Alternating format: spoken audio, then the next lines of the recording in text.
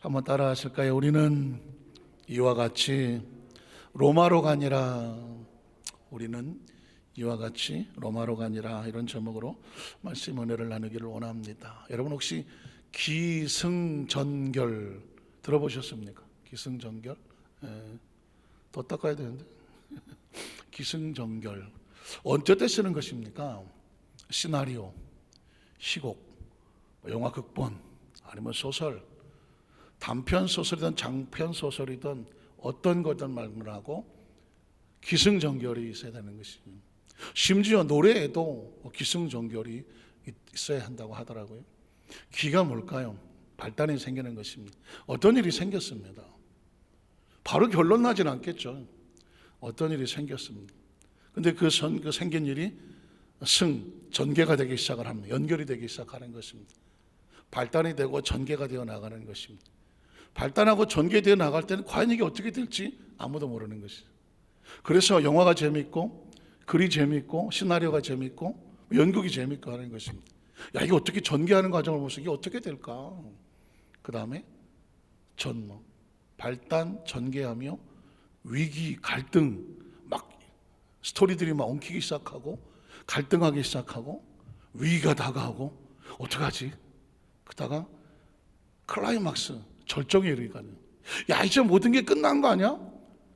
위기까지 다가올 수 있는 것입니다. 그러나 그 전환점을 맞으면서 마지막에 결론이 나고 결말이 나고 엔딩이 나오는 거 아니겠습니까? 그러니까 이런 스토리들은 누군가의 감동과 누군가의 마음속에 집중하여 공감하기 위해서는 반드시 어떤 사건은 전개가 되는 과정과 위기와 갈등을 겪고 심지어 절정의 클라이막스까지 올라가지만 마지막 결론이 마무리가 되는 것을 보게 됩니다. 노래도 그랬다고 그랬죠. 갑자기 좀 시작하는 것 같다가 그냥 끝나지 않더라고요. 요즘 오디션 프로그램이 워낙 많으니까 별의별 방법을 다 동원해서 오디션 바로 프로그램들이 난리법석을 치고 있는데 한 가수가 노래를 부르더라고요. 굉장히 잘 불렀어요. 제가 듣기에는 와, 잘한다고. 근데 작사를 하는 심사위원이라고 말할까요? 마스터라고 말할까요? 이렇게 평가를 하더라고요. 발단은 참 좋았다. 볼스라고 말하는 처음 시작은 아주 좋았다는. 그런데 뭔가 느끼기도 전에 그냥 절정으로 올라가서 끝나버렸다. 승이 없었다. 전개가 없었다. 그러다 보니까 같이 공감하고 따라갈 수 있는 여유가 없이 혼자 절정으로 올라가서 끝나버려서 이 스토리 전개가 좀 아쉬웠다. 우리가 깨닫는 게 노래도 기승전결이 있어야 듣는 사람이 같이 공감을 하고 그리고 같이 몰입을 하고 같이 감동을 느끼는구나. 제 이야기를 왜 그러냐면 하나님이 하시는 역사의 성경 속의 이야기는 반드시 기승전결이 있습니다. 하나님의 역사는 하나님이 쓰시는 시나리오는 하나님이 쓰시는 계획해 나가는 그 모든 하나님의 작품들은 반드시 기승전결이 있습니다.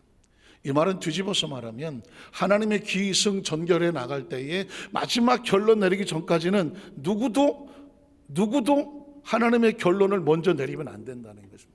왜냐하면 발단을 하고 전개하고 그 다음에 위기가 나오고 어떤 절정 갈등이 나가고 이럴 때는 과연 이게 하나님이 어떻게 결정 내릴지를 사실 인간이 알 수가 없는 것이죠. 안 그래요? 결론은 하나님이 내리는 것이거든요. 한번 따라 하실까요? 결론은 하나님이 내리시는 것이다. 많은 사람들이 시험에 듭니다. 많은 사람들이 막 넘어집니다. 많은 사람들이 포기합니다. 많은 사람이 주저앉습니다. 왜 그럴까요? 도중에 하나님이 발단했는데 그 다음에 승을 하고 전을 하고 끌고 가는 과정인데 중간에 결론을 내버리려고 해요. 이제 막 이야기가 스토리 되는데 안 돼, 난 끝났어. 이제 막 위기가 다가오는데 거 봐, 내가 뭘 했어? 이거 안 되는 거야. 막 절정의 클라이막스에 그냥 한도에 끝이니까 아무런 힘이 없어. 난 끝났어. 나 안 해. 그런데 그 마지막 고비를 넘고 나면 최후의 결말은 마지막에 하나님 앞에 있는 것입니다. 예를 들면 이스라엘 백성이 애굽에 있을 때에 처음에는 잘 나가잖아요. 한 300만이 막 늘어나니까. 근데 갑자기 사건이 생깁니다. 발단이 생기는 거죠. 어떤 사건이 생깁니까? 요셉을 알지 못하는 새로운 왕이 등장을 한다는 거죠. 이게 사건이거든요. 요셉을 알지 못하는 새로운 왕이 와서 갑자기 이스라엘 백성들을 갖다가 핍박하기 시작하고 많은 일을 노역을 시키기 시작을 하고 갑자기 막 대우하는 것이 무섭게 다가오니까 이스라엘 백성들이 견디기가 어려웠어요. 그들이 절망하고 좌절하고 밤낮 하나님 앞에 부르짖었. 그들이 살 수 있었던 것은 뭐냐면 밤낮 하나님 앞에 부르짖었다는 거예요. 그것이 발단한 결과 그들로 인하여 하나님 앞에 기도하기 시작하는 전개가 막 시작되는 전개. 아마 어떤 사람들은 이렇게 말하실지 모릅니다. 거봐, 요셉을 알지 못하는 왕이 하면 우리 민족은 끝날 거라고 그랬잖아. 내가 와 봐라, 그런 왕이 태어났어. 그런 왕이 이제 지배하기 시작했어. 이젠 우리 희망이 없어. 이렇게 이해한 사람도 있었을 것입니다. 사랑하는 성도 여러분, 저와 여러분의 삶의 현장 가운데 혹시 그런 일 있지 않습니까? 갑자기 다가온 문제로 인해서 아이고 난 끝났나? 코로나가 어떻게 보입니까? 코로나가 결론으로 보입니까? 코로나는 이제 시작이죠. 시작한다는 얘기는 뭐 코로나가 시작됐다는 것이 아니라 발단이 시작됐다는, 코로나 발단, 세계가 지금 코로나 스토리 속에 들어와 있습니다. 어떤 사람은 말하기를 코로나와 함께 이제 끝났다고 말하는 사람이 있을 수도 있겠습니다. 그리고 근데 누가 예측하겠습니까? 아니 이제 막 시작했는데 코로나 저 뒤에 그 스토리의 마지막 결론이 어떻게 될지를 누가 알겠습니까? 많은 사람들이 이럴 거야 저럴 거야 뭐 각본도 쓰고 뭐 상상도 해보고 전망도 해보지만 그게 맞았다면 지금 우린 전 세계가 이러고 있겠습니까? 다만 사건이 이제 막 시작됐을 뿐이죠. 마치 요셉을 알지 못하는 새로운 왕이 등장함으로 인하 이스라엘 백성들이 곤욕에 빠지는 것처럼 사실 이 전 세계는 지금 코로나19라고 하는 것이 사건이 벌어지는 바람에 다들 우왕좌왕하고 어찌할 바를 모르는 그런 상황이 있는 것입니다. 하나님께서는 이제 시작한 거예요.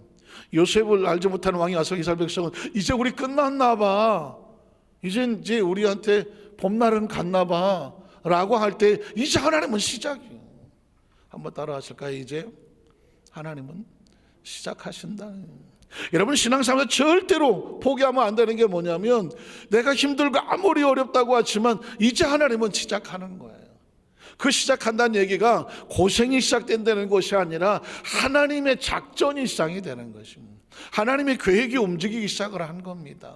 그래서 발단해 나가는 과정 속에서는 이게 어떻게 결론 날지는 누구도 모르니까 우리가 그때 필요한 것은 무엇이냐면 수도 없이 귀에 밖에 들었던 것은 환경이 아닌, 사람이 아닌 하나님의 인도를 바라보라고 하는 것이죠. 왜냐하면 결국 결말은 누가 낼까요? 하나님은.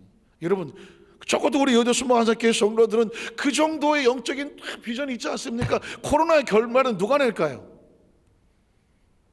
미국에서 낼까요? 미국에서 내면 저렇게 바나나 왕국이 됐겠습니까? 막 탄핵을 당하고 트럼프 어쩌고 하니까는 나오는 단어가 바나나 왕국이에요. 뭔 말이야? 바나나 왕국 개판 5분 전이라 뭐 그런 얘기겠죠. 뭐. 유럽에서 하겠어요? 영국에서 하겠습니까? 어디서 하겠습니까? 그렇게 해서 선진국으로 믿었던 최고의 뭐 과학, 뭐 의학, 뭐 생명공학, 무슨 뭐 바이러스 전문가들이 다 달라붙었지만 결론을 못 내요. 물론 이제 조금 있으면 뭐 백신이 나오기도 하고 치료도 나온다고 하지만 또 뭐 맞으면 어떻게 된다는 둥 뭐 별소리가 나오고 뭐 싼 것이 뭐 난 싸서 못 맞겠다는 둥. 백신이 나오니까 또 그런다네요. 싼 건 안 맞는다고. 비싼 거 달라고. 또 나라에서 또 뭐 전문가 보내서 싸다고 효과가 없는 것은 아니다. 영국의 제노, 우두 접종하는 제노 연구소에서 만든 거니까 지금 아스트라제네카인가 뭐 어쨌든 이름 듣기로 갖고 같은 아사로 시작하는 걸 보면 싸대요. 근데 영국에서 저가로 모든 공공으로 주려고 한 거라서 그게 먼저 들어와서 접종을 할 것 같은데 사실은 뭐 우리가 지금 뭔지 아니 백신 나오게 해달라고 기도 열심히 해놓고 싼 거 나오니까 싼 건 안 맞는다는 게 이게 사람의 마음이 그렇잖아요. 어쨌든 간에 코로나의 마무리 또 하나님이 하실 거라고 우리는 믿습니다. 왜냐하면 이제 막 시작이 된 거. 요셉을 알지 못하는 상황이 왔을 때 이스라엘 백성의 운명이 왜 이런 일이 벌어질지는 아무도 몰랐잖아. 그러나 아시잖아요. 왜 하나님 이스라엘 백성들을 애굽에 놔두지 않냐고 흔들어서 그곳에서 빠져나오게 하실까요? 목적은 어디에 있어요? 저 광야를 지나서 어디로 가야 돼? 가나안 땅에 가야 되거든. 이제 가자. 한번 따라 하실까요? 이제 가자. 이제 일어나 가자입니다. 하나님께서 계획하시는 그 방향으로 이제 같이 시작하자. 같이 손잡고 내 계획이 있고 내 비전이 있거든. 네가 여기서 애굽에서 주저앉아서 여기서 당장 먹기는 좋지. 등 따시고 배불러서 주는 대로 먹으면 되잖아. 그냥 노예 얼마나 편해. 주는 대로 하고 시키는 대로 먹으면 되지. 안 죽일 거 아니야 일부러 먹으면. 여러분 그게 이스라엘 백성의 운명입니까? 아니잖아요. 하나님께서 그들을 건져내서 가나안에 갖다 놓고 하나님의 꿈이 있습니다. 이스라엘 백성은 사실상 하나님의 꿈이 있는 백성입니다. 그리스도는 하나님의 꿈이 있습니다. 믿으십니까? 저와 여러분이요 무엇으로 평가하냐면 내 안에 하나님 품게 하시는 하나님의 꿈입니다. 한번 따라 하실까요? 내 안에는 하나님이 주시는 하나님의 꿈이 있다. 그리스도의 의미가 있고 소명이 있는 것은 뭐냐면 내 안에 하나님의 꿈이 있는 거예요. 그 꿈이 나를 이끌고 가는 거예요. 이스라엘 백성이 애굽에서 나와야 되는 이유는 뭐냐? 이스라엘 백성 안에 하나님의 꿈이 있기 때문입니다. 어디까지 가야 하는? 가나안까지 가야 되는 하나님의 꿈이. 그래서 꿈이 있는 백성은 망하지 아니하고 꿈이 없으면 망하고, 사람이 꿈을 따라가는 것이 아니라 꿈이 사람을 끌고 간다고 말하잖아요. 가나안에 있는 그 꿈이 이스라엘 백성을 애굽에서 건져내서 어디로 끌고 가는 거예요? 가나안까지 끌고 가는 것입니다. 내가 광야를 지나가는 게 아니라니까. 하나님의 꿈이 나를 끌고 가는 겁니다. 물론 가는 도중에 코스가 힘들기도 어렵기도 하고 홍해수를 만나기도 하죠. 그때 거기서 뭐라고 말합니까? 모세를 붙잡고 우리를 죽일 데가 없어서 수장을 시키려고 하는, 왜 이런 얘기가 나올까요? 결론을 내고 있잖아요. 자꾸 하나님은 지금 일을 하고 있는데 중간에 자꾸 자기가 끼어들어서 결론을 낸단 말이죠. 왜 우리를 물에 쳐박아 죽이려고 그래? 이건 하나님의 계획이 아닙니다. 그건 지금 하나님 끌고 가시는 계획의 일부예요. 결국 그 홍해수 바닥에 400년 전에 감춰놓았던 그 마른 땅을 하나님께서 구경시키려고 하는 것이지. 그리스도는 어떤 위기를 만나면 어떤 기대감을 갖느냐면 이 위기 가운데 하나님이 숨겨놓으신 기적이 있다는 것입니다. 믿으십니까? 그게 있어야 간증이 되지 않습니까? 그게 있어야 체험이 되지 않습니까? 하나님이 어떤 분이야 라고 말할 때 내가 경험한, 내가 체험한 위기 가운데 이끌어 가시는, 발견하게 하시는 하나님, 그 하나님을 경험하지. 하나님을 하나도 경험해보지 않은 사람은 애굽에서 그냥 잘 먹고 잘 살다가 노예처럼 먹고 살다 죽었다. 하나님이 경험이 없어요. 이 하나님을 어떻게 알겠습니까? 그러나 그곳에서 빠져나와서 10가지 재앙을 통과하면서 홍해수와 광야에서 구름기둥과 불기둥과 만나와 메추라기와 그 아말렉과 그 고비를 지나가면서 하나님을 어떻게 경험합니까? 머리로 경험하고 마음으로 경험하고 몸으로 경험하고 생활로 경험하고 물질로 경험하고 사람 관계 속에서 경험하면서 이게 단단해지기 시작하지. 하나님에 대한 무장이 생기잖아요. 하나님 무장이 생기잖아요. 그러면 하나님을 알면 두려울 게 없는 거죠. 두려울 게 없는 거죠. 이스라엘 백성이 애굽에서 나왔습니다. 물이 쓰다고 또 난리네. 여기서 죽겠다고. 자꾸 이스라엘 백성은 결론을 자기들이 내는 거죠. 신앙의 가장 무서운 것은 뭐냐면 내가 만든 인생도 아닌데 내가 나를 이끌어가는 내 자신이 아닌데도 불구하고 스스로 자기 인생을 자기가 결론을 내려고 하는 것입니다. 하나님의 사람은 결론을 자기가 내지 않습니다. 결론을 누구에게 맡깁니까? 하나님께 맡기는 것이거든요. 어렸을 때는 잘 몰랐던 거예요. 근데 신앙에 성장하는 과정 속에 가다가 보면 하나님의 눈치를 밟아보니까 성경에 숨겨놓은 얘기는 뭘까요? 하나님은 내 인생을 끌고 가시면서 나를 발단과 전개와 그리고 갈등 위기를 막 겪을지라고 할지라도 이 과정을 통해서 하나님께서 단단하게 만들게 하시고 그리고 마침내 결론에 이끄는 것입니다. 여러분도 그동안 영화 또는 연극, 뮤지컬, 소설 많이 보셨지만 반드시 모든 영화에 보면 주인공이 있어.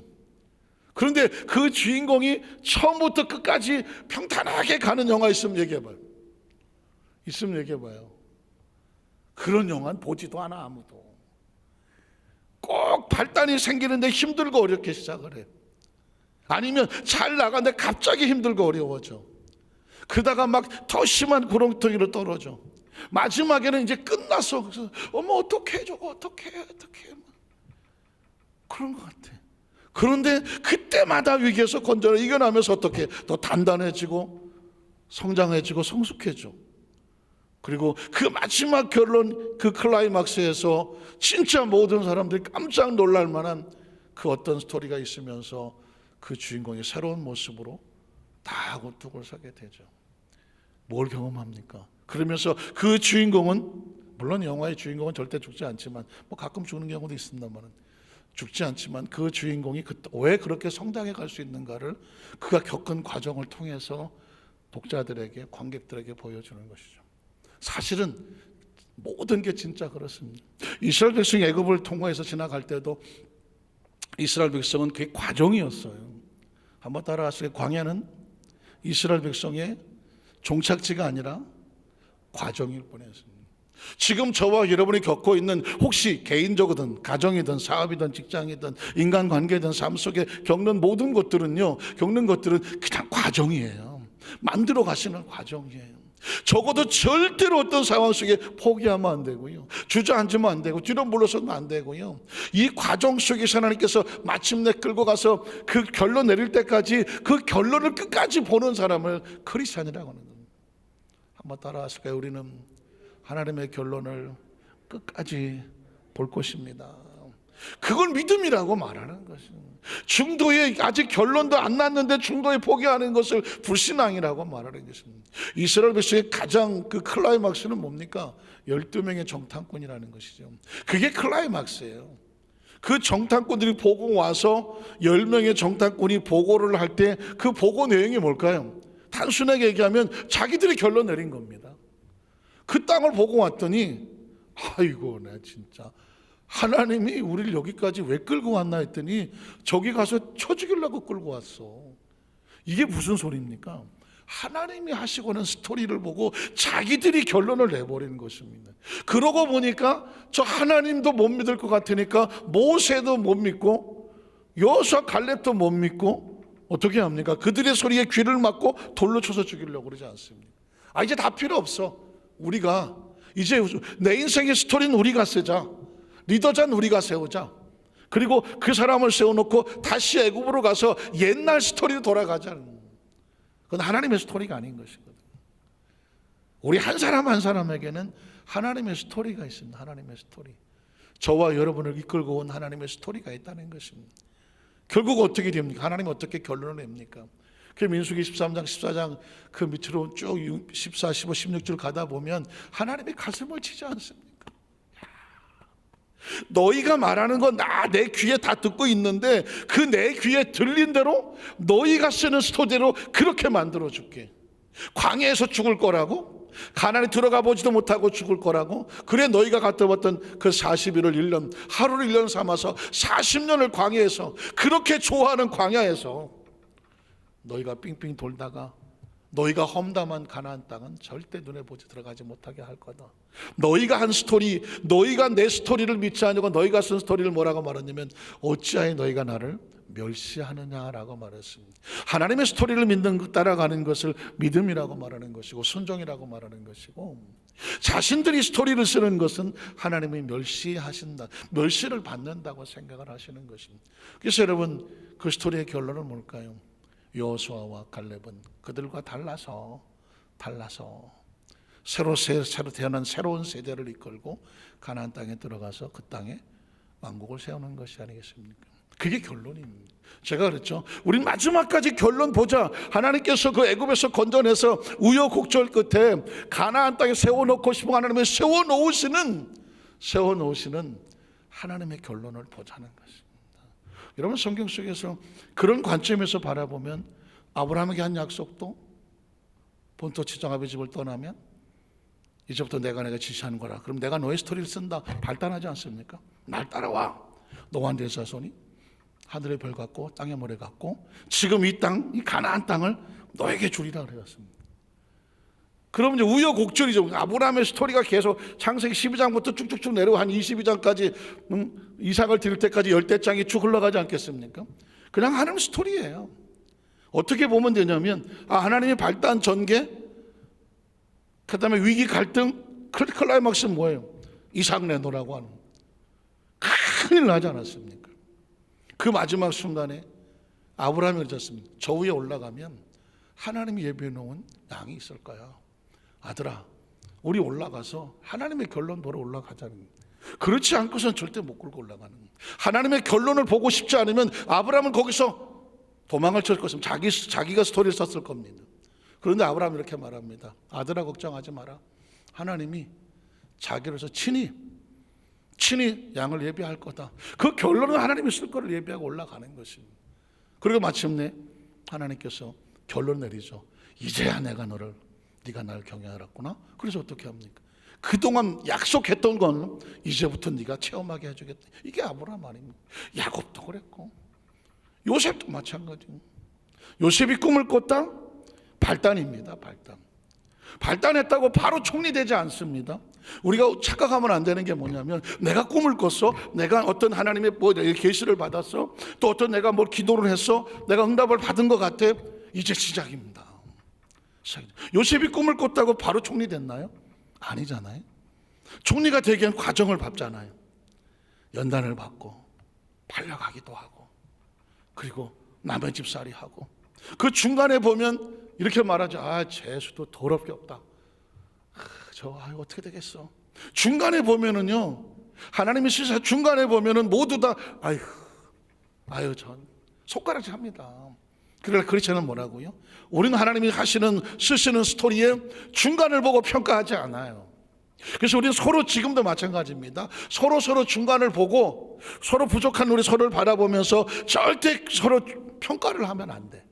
조심스럽지만 여기 완성된 사람은 아무도 없잖아요. 저와 여러분, 하나님께서 지금도 써내려가시는 하나님의 스토리가 우리 가슴에 있잖아요. 우리 인성에 있잖아요. 그래서 여러분, 지금 보기에는 연약해 보이고 모자라 보이고 저 사람이 뭘 하겠지? 그렇던 사람 같지만 세월이 지나가서 보면 놀랍습니다. 제가 깜짝 놀라는 게 제가 이제 88년도에 영산 4기를 졸업을 했어요. 4기를 졸업했는데 여의도 순복음교회 교육자, 그때 나 영산신학대관을 나왔습니다.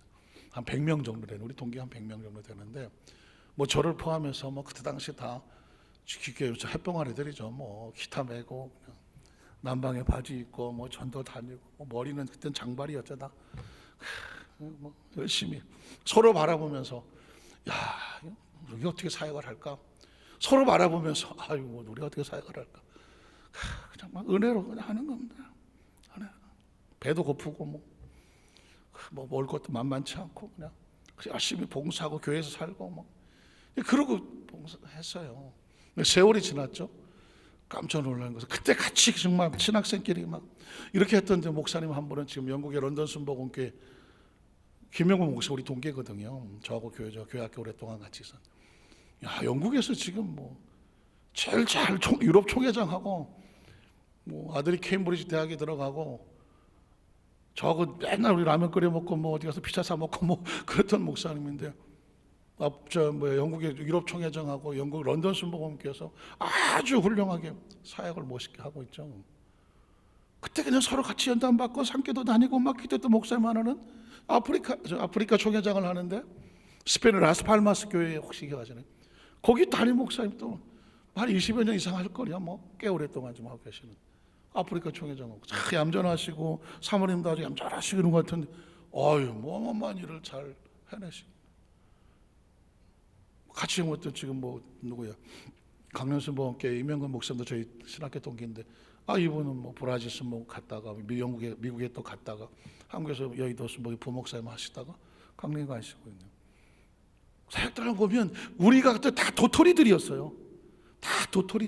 저를 포함해서 다 도토리 같았어요. 그런데 세월이 지나서 보니까 깜짝 놀라는 거예요. 하나님께서 맡겨놓은 사역을 하는 그 모습들이 정말 상상이 안 되는 거예요. 우리가 처음 발단하기 시작할 때는 다 도토리만 해서 다 니나 내나 다 저게 뭐가 될까 그랬어요. 근데 세월이 지나서 이렇게 보니까, 세워서 만드셔서 보니까 세계를 움직이는 선교사님들이 다 됐더라니까요. 제가 이야기를 드리는 것은 뭐냐면, 절대로 우리끼리 서로를 바라볼 때에 우리는 상대방에서 하나님의 계획이 있는 사람을 향하여서 우리가 스스로 저 사람에 대해서 어떤 사람인가라고 결론을 내면 안 돼. 심지어 자기 자신에 대해서도 스스로 결론 내면 안 돼. 내 인생은 여기까지야, 내가 뭘 하겠어? 절대 그럴 필요 없어. 하나님이 어떻게 쓰실지는 아무도 몰라요. 아무도 모릅니다. 제가 교회 앞에서 중등부 교사를 오랫동안 하고 아이들 성가대 같이 하고 뭐 했었는데, 그때 뭐 72년생, 뭐 70년생, 중학교 3학년 막 이랬거든요. 지금 뭐 달라스 어디에서 담임 목사하고 그 또 한 사람 한지는 캘거리 가서, 캘거리가 아니라 캐나다에서 지금 토론토에서 하고 있고, 분당순복음교회 여기죠, 이태건 목사님께서 분당순복음교회 황선호 목사님도 그때 가르쳤던 학생이었어요. 70년생인가 아마 그럴 거예요. 오늘 하나님은 훈련시켜서 하와이에 선교사 나갔다가 지금 거기 담임 목사님 하고 있잖아요. 제가 이렇게까지 지금 늘어놓는 이유가 뭔지 아십니까? 아무도 모릅니다. 제가 그때 봤을 때는 그냥 중학교 3학년짜리 학생들, 어린아이들이었어요. 여러분 모릅니다. 10년, 20년 지났을 때에 하나님이 어떻게 사용하실지는 아무도 몰라. 요셉이 남의 집 살이라고 왕의 감옥에 쳐들어갔을 때 그걸 중간에 보고 결론 누가 냅니까? 절대 못 냅니다. 특히 지금 연단받고 훈련받고 물질로 연단받든 어떤 여러 가지 환경 연단받든 뭐 사회 연단을 받든 정말 영적으로 연단을 받고 눈물로 기도하면서 기도하지 않으면 못 살고, 정말 내가 금식하지 않으면 못 살고, 주의 믿음으로 살려고 몸부림 사람일수록 그 연단이 많잖아. 그 와중에 찬양한다고 나오고, 그 와중에 남녀 성교 봉사한다고 나오고, 그 와중에 전도하러 가고, 구역장이라고 지역장이라고 또 뭐 직분이 있으니까 하나님 사명 붙잡고 나와서 찬양팀이라고 연주팀이라고 나오잖아. 근데 여러분, 가장 힘들고 어려울 때 눈물로 기타 메고 나오고, 눈물로 피아노 치러 나오고, 눈물로 봉사하러 나오고요. 그냥 일부러 그러는 게 아니라 정말 그러면서 아픈 몸이라도 끌고 나와서 할 때 그 순간의 상황은 하나님의 가슴을 찢어 놓는다니까요. 하나님의 가슴을 찢어 놓는 것입니다. 그 와중에 어떻게든지 믿음으로 살아보려고, 어떻게든지 정직하게 살아보려고, 어떻게든지 하나님의 기쁨이 되보려고 하나님 안에서 애쓰고 힘쓴 것들 기억하십시오. 그것이 갈등이 되고 위기가 되고 클라이막스가 되지만 하나님이 반드시 어떻게 하신지 아십니까? 하나님은 그 사람의 결론을 갖고 있어요. 끝까지 결론에서 만나시기를 주님의 이름으로 축원합니다. 제가 그래서 요셉의 이야기를 할 때에 하나님, 자, 우리 성도를 기도할 때 그렇게 기도하는 것입니다. 하나님이 성도가 반드시 하나님께서 세워놓고 싶은 곳에 하나님의 세워놓는 역사가 있게 하여 주시옵소서.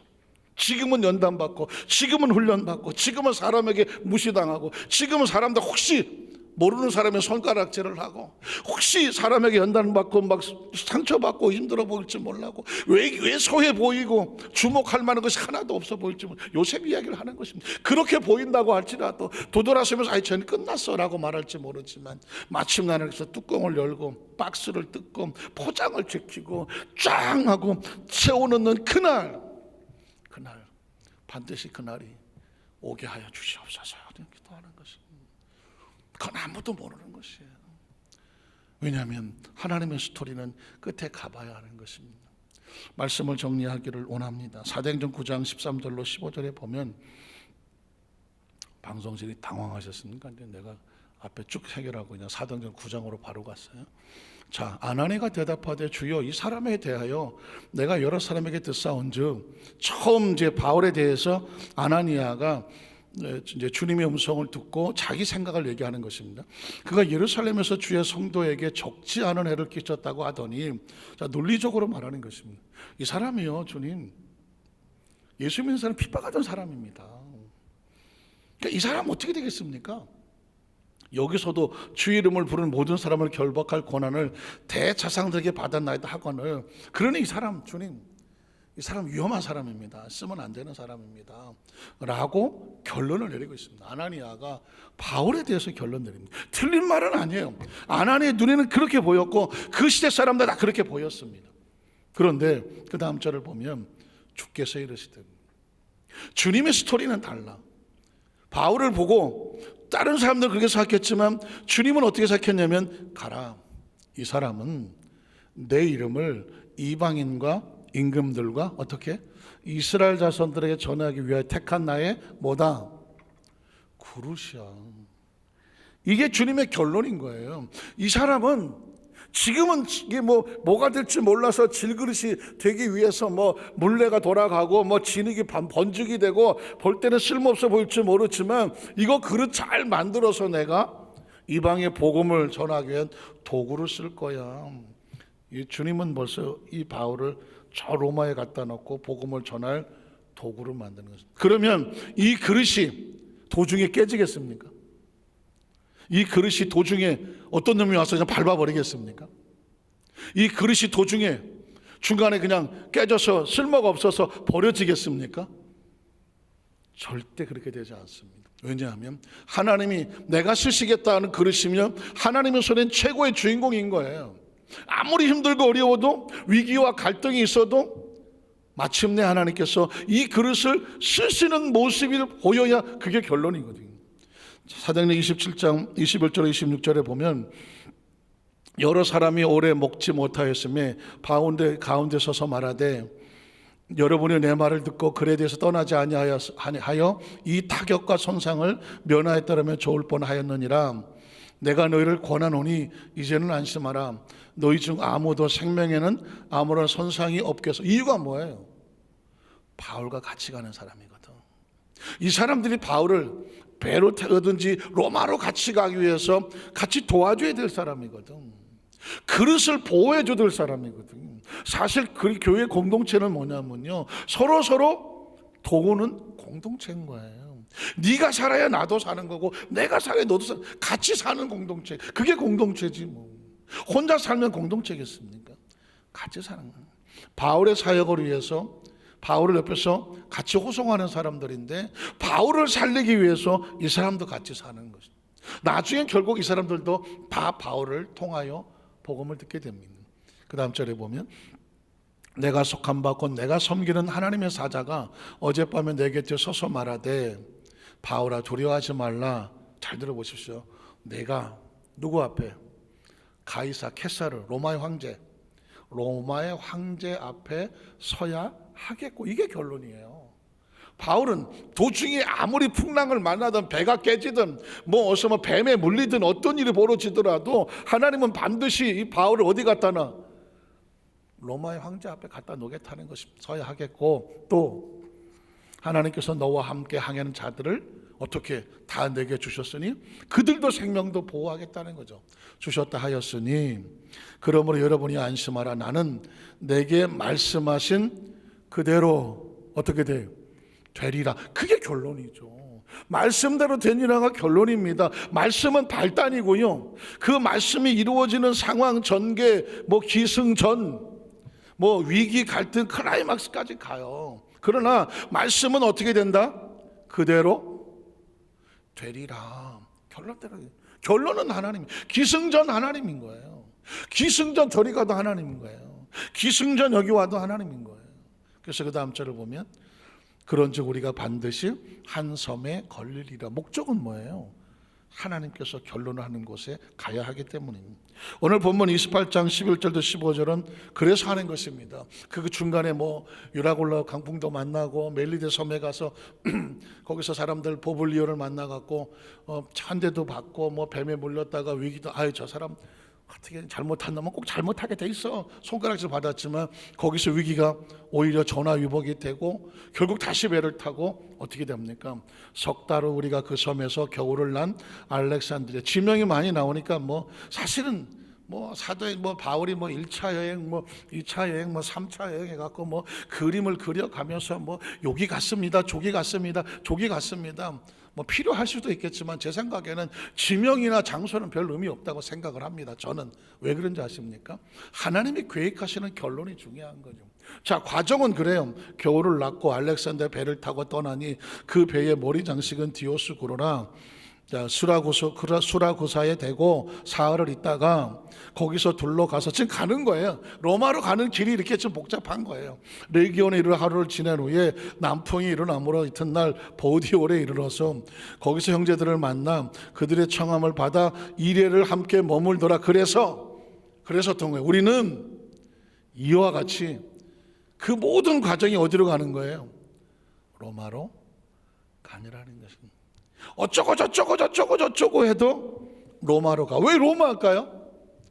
하나님이 원래 시나리오가 바울은 로마에 가는 게 마지막 결론입니다. 그래서 15절은 이렇게 말하는 거죠.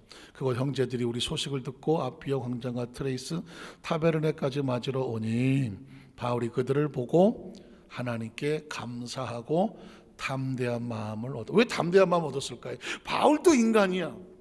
제가 지금 로마로 가기를 가는데 이런 위기와 어려움도 많고 괴롭히는 사람도 많고 뭐 풍랑도 만나고 뭐 위기와 기후도 안 좋고 여건도 어렵고 배도 고프고 뭐 가는 동안에 뭐 물질도 부족하고 뭐 쓰는 것도 부족하고 불편하고 그럼 과연 내가 로마에 갈 수 있을까? 그런데 그때마다 돕는 형제들이 와서 바울을 자꾸 도와줘. 그때마다 뭘 느낍니까? 하나님이 기어코 나를 그 계획하신 곳으로 이끌어 가시도록 돕는 사람들을 붙여주시는구나. 그래서 마음에 뭘 얻어요? 담대함을 얻는 것입니다. 크리스천은 언제 담대함을 얻습니까? 하나님 나를 이끌고 가시는구나. 한번 따라하실게요. 하나님이 나를 이끌고 가시는구나. 최근에 제가 아는 사람 이제 문자적으로 멀리 있어서 이제 뭐 상담을 잘 못하고 우리 교회 뭐 조금 소개하고 찬양 몇 곡 이렇게 좀 알려드렸더니 그런 문제가 와요. 집안에 또 좀 몸이 아픈 분이 있어갖고 여러 가지 힘도 없고 정뭐 마음도 괴롭고 그러다가 그 찬양을 듣고 너무 감사하다고.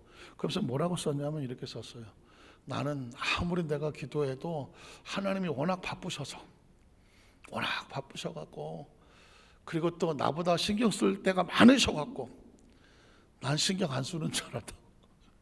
어떻게 또 그런 얘기를 글로 쓸까? 하나님이 워낙 바쁘시고 그리고 또 워낙 나보다 더 신경 쓸 때가 많으실 것 같아갖고 나한테까지는 신경 안 쓰시는 것 같아서 힘이 빠져 있었다. 솔직한 얘기 같기도 해요. 너무 힘드니까 그렇게 말하는 것 같아요. 그랬는데 내 친구 되신 보혜사 성령님 찬양을 제가 보내드렸더니 그래 성령님은 나하고 함께 계시지 그러면서 다시 하나님을 찾고 용기를 얻었다. 그런 고백을 했더라고요. 그래서 내가 문득 그렇구나. 크리스찬의 삶을 가면서도 마치 하나님이 멀리 계셔서 나는 신경을 안 쓰는 것 같은 그런 위기를 만날 때가 있구나. 바울도 안 그렇겠어요. 그런데 하나님을 느끼니까 담대한 마음을 얻었다는 거죠. 우리 사랑하는 우리 여도수만살교회 우리 모든 성도들이 이미 예정된 하나님의 결론을 반드시 보고 담대함을 말씀을 듣는 이유는 그거거든요. 담대한 마음을 얻게 되기를 주님의 이름으로 축복합니다. 기도하겠습니다. 하나님 아버지 감사합니다.